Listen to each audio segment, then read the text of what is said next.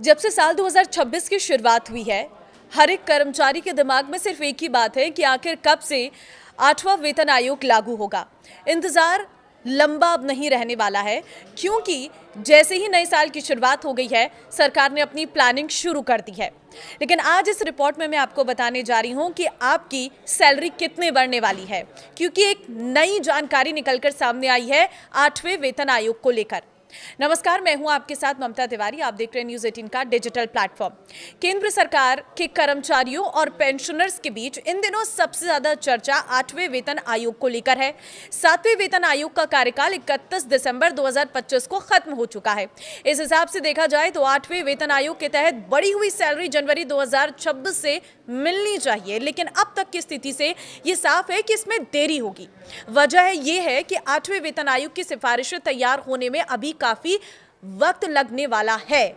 माना जा रहा है कि आयोग अपनी रिपोर्ट 2027 के मध्य या अंत तक ही सरकार को सौंप सकता है, तो इंतजार अभी और थोड़ा लंबा होना पड़ेगा। लेकिन इसके बाद सरकार की मंजूरी मिलने पर नई सैलरी और पेंशन का ऐलान होगा।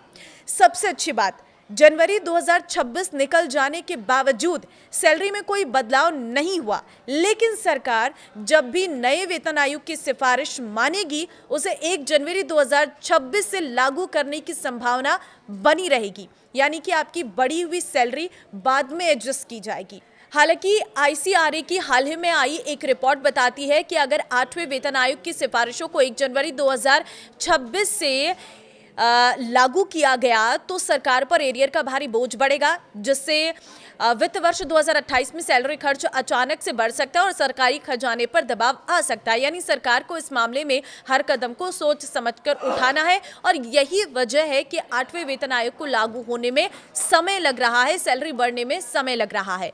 लेकिन एक अच्छी बात यह है कि अब इसका एक अनुमान जो है वो निकलकर सामने आया है कि आखिर कितनी सैलरी बढ़ेगी और किस दिन से बढ़ सकती है, कितनी बढ़ी हुई सैलरी आपके अकाउंट में आएगी। देखिए, किसी भी वेतन आयोग में सैलरी बढ़ोतरी का आधार फिटमेंट फैक्टर होता है। ये एक तरह का मल्टीप्लायर है, जिससे मौजूदा बेसिक सैलरी को गुणा करके नई बेसिक सैलरी तय की जाती है। 7वें वेतन आयोग में ये फैक्टर 2.57 था। उदाहरण के तौर पर जब 6वां वेतन आयोग था लागू, तो 7,440 रुपये की बेसिक सैलरी 7वें वेतन आयोग में बढ़कर 18,000 रुपये हो गई थी। यानी कि 8वें वेतन आयोग में फिटमेंट फैक्टर अभी जो है वो तय लगभग हो चुका है। रिपोर्ट्स के मुताबिक ये 1.70 से लेकर 2.80 के बीच हो सकता है। कुछ रिपोर्ट्स में इसे 1.83 से 2.57 के दायरे में भी माना जा रहा है। अगर हम फिटमेंट फैक्टर को औसतन 2.15 मानकर चलें, 2.15, तो सैलरी में जो इजाफा होता है, जो बढ़ोतरी होती है, वो कुछ इस तरह की हो सकती है।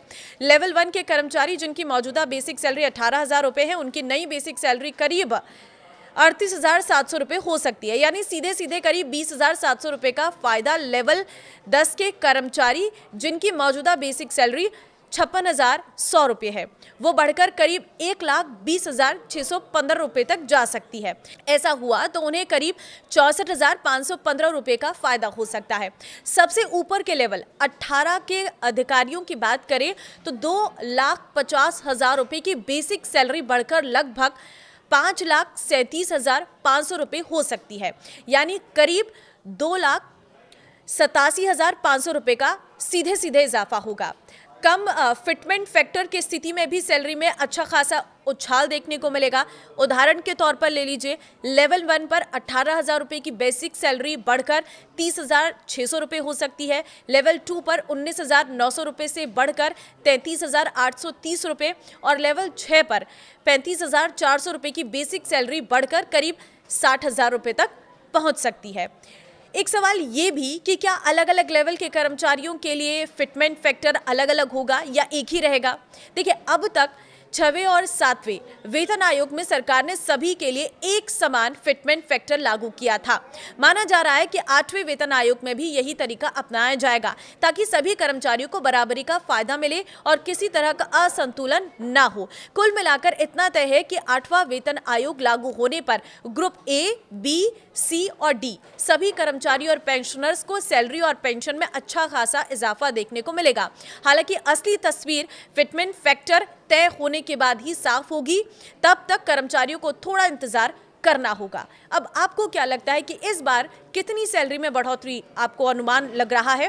मुझे कमेंट में जरूर बताना और इस वीडियो को शेयर जरूर कर देना उन लोगों के साथ ताकि उन्हें एक अंदाजा हो सके उन सरकारी कर्मचारियों को कि हमारी सैलरी में कितना इजाफा हो सकता है। अगर आप मेरी बात से सहमत हैं तो मुझे कमेंट में अपनी राय जरूर दें।